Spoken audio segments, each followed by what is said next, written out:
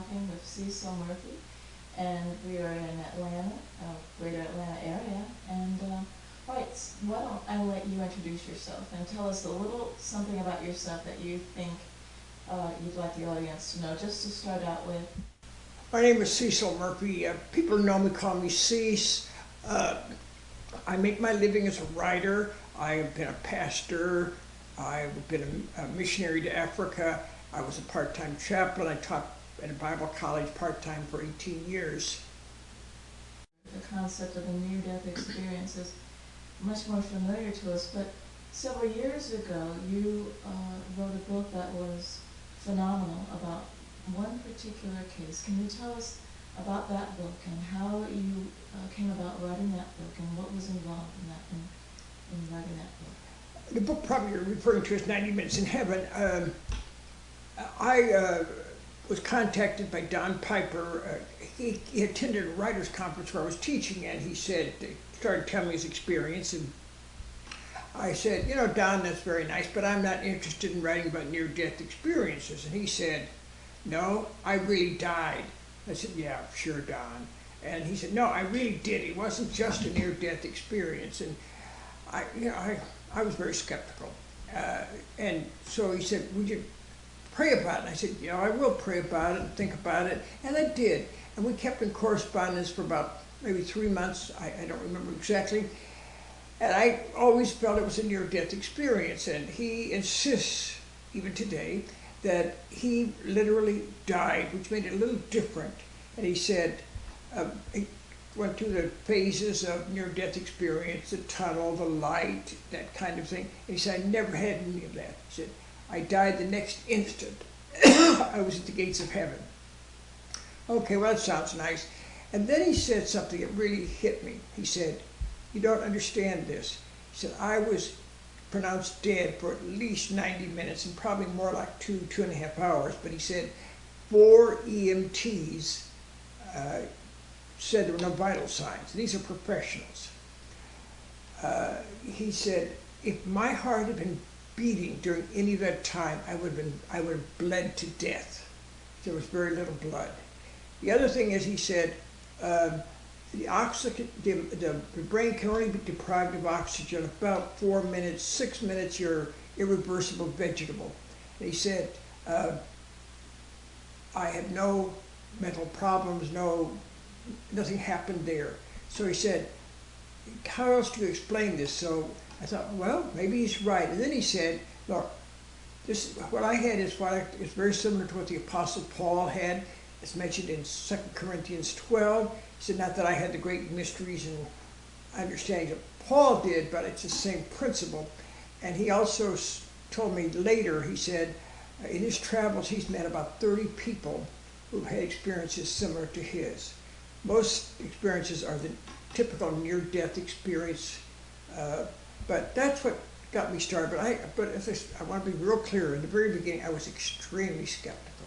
Well, with that thought in mind, when did you realize that you had a very special story, that there was something that was beyond anything, or did you have any idea, even as you were writing it, that this may be a story that would touch as many lives as it Well, once I agreed to write it, I have a literary agent. I talked to her about it, and she was, I think, a bit skeptical in the beginning, but when I explained to her, she said, well, yeah, it sounds pretty good. And when I started writing it, I remember saying to him, Don, this is going to be a big book or it's going to be a total flop. This is just one of those books that can't be just somewhere out there. And now there have been a few books written about people who had experiences of death and near death and so on. But this was the one that started the trend. There are probably 100 books out there now, but Don Piper's book, 90 Minutes in Heaven, started the trend. And in 2014, it will be 10 years. And we're putting out a special 10-year anniversary with, I think, 13 stories from readers who've had powerful experiences through reading his book. Given that and this amazing phenomenon where people are coming forward now with their own testimonies of similar, whether it be an actual death, as it was in Don's case, or a near-death experience, What do you think is happening? Why are people more open to sharing these stories, whereas before they were more intimidated? Was this book perhaps the opening door for them? I think this book was the opening door. That's what I believe this book is the one that opened the door. It set the trend. It appeared on the New York Times bestseller list, the USA Today bestseller, so it hit all the bestsellers. So once something like that happens, then it legitimates them. It makes them so that people accept this as valid fact, because it's now in print by a major publisher. So I think that's the first thing. The second thing is people have been having these near-death experiences and whatever else you want to call them, true death experiences, and for centuries. In the New Testament, there's a widow whose son is dead, and Jesus interrupts the funeral to bring him back to life. Lazarus was dead for 4 days, and Jesus brought him back to life. So it's not that unusual. And those were not near-death experiences. Those people really died. So there's a biblical precedent for it. But I think it's the fact that we got this book out and other people were then encouraged, empowered to start telling their stories. And now there are just dozens and dozens of stories out there. And as each one comes out and as these revelations are shared, what do you think is the impact now with regard to people's faith and how, because the Bible, of course, as you mentioned, has recorded this phenomenon for ages. We've had this available to us, and yet there's been a hesitance. Yeah, and I think also one of the factors involved, we've been going through some tough economic times in this country, and when people are at a low ebb in those ways, they often turn to God on some level, and I think that's what happened here. People were looking for answers, and this is one of the things they saw.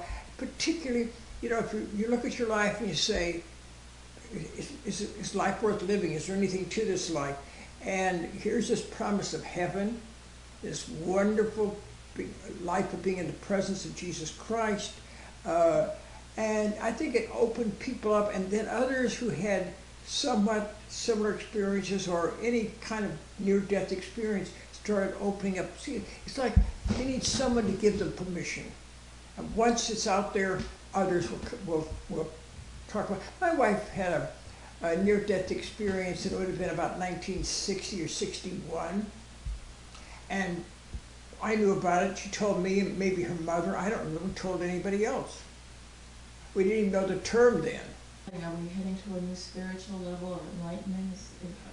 Well, I hope we're moving to a more spiritual level, although who would know? I do think that people have been influenced by this book. It's an interesting phenomenon that this book has sold more copies outside what we call the Christian market than inside, which I think is rather interesting because you would think this would be a book that only the Christians would be interested in, but we seem to be impacting people outside of the church. There are some books out there now, such as Eben Alexander's Proof of Heaven, which has been selling phenomenally well for probably 6 months. He's a physician, and he tells, and didn't believe in God even, and he tells his story. And these are the kind of stories that intrigue people, and they say, hey, there must be something to this. And people who've had no interest in God or spiritual things, I think, are awakening, saying, you know what, maybe that's what's missing in our lives. Yes, well, that is good news in the secular market, but with regard to the Christian market, where do you think, or why do you think there perhaps is some hesitance there? What is that? Well, we have not talked in the modern church. We haven't, except for what we sometimes call the fringe groups, the charismatics and the Pentecostals, who've held to miracles and healings and so on. The church in general has not. Now, the Episcopal Church has the Order of St. Luke, and they do pray for the sick and things of that, but they're all on the kind of periphery, on the edge. And I think what's happening with books like 90 Minutes in Heaven is that God is using that to make people aware of miracles and that these are possible today. I think we're going to see a lot of books about healing. In fact, one of the books I've written is I Believe in Healing, and I also have one, I Believe in Heaven. Both books are set up like this. The first half of the book are just testimonies, stories, all through history, not just modern stories, for instance, of healing. These are people, and every story in there is either well documented medically or come from reliable people. So it isn't just somebody off the street say, hey, I had a healing experience. The second half of the book, and this is what I put the most work into, second half of the book is here's the biblical, theological, historical proof of all this. For instance, most of us in the church today came through the church with the teaching that all miracles ceased at the end of the first century. One of the reasons they say that because we weren't seeing miracles today, so if we weren't seeing it, an easy way to get around that was to say they ceased. However, one of the things I do in this book is prove historically that there have been miracles all along. For instance, St. Augustine in the 4th century did not believe in healing, and then some healings took place in his church, and so he wrote a book which has never been well recognized, in which he said, hey, you know what, I was wrong. And throughout history, hasn't belief itself, the belief in God and the spiritual realm, and the belief that someone could be healed, isn't that a big component of the ability to experience these types of miracles? Well, yes, component, but sometimes, remember, God's sovereign. God can do anything God wants. And sometimes God just kind of zaps in and somebody who's had no connection. I mean, my own conversion story. I became a Christian at age 21. I wasn't looking for God, but God just kind of jumped in, zapped me, and pulled me in. And I think this happens sometimes. People, we've got stories in the book of people who really aren't sure they believed in God or actually didn't. And then they had a near-death experience, and they said, hey, I believe. The book, Proof of Heaven by Eben Alexander, that's one of the things he points out, is he wasn't a believer until he had this experience. Now he knows it's real. Amazing. Now you shared earlier today a story about a woman who was... Oh, it's a man. Oh, I'm sorry, it's a man. Yeah, okay. I have a friend named Stan Cockrell. This is part of their family story. It was his great-grandfather who was dying. And we now call this near-death awareness.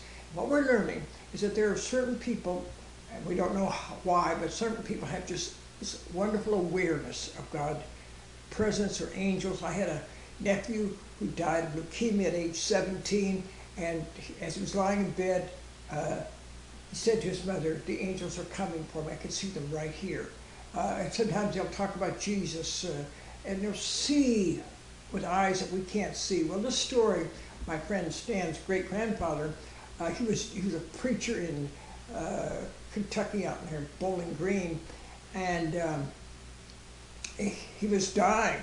He was lying in his bed, essentially dead, and the family gathered around, and he sat up, and he started talking to them, and right in the middle of it, he turned around, and he said, hey, just a minute, Jesus, I'm not ready yet.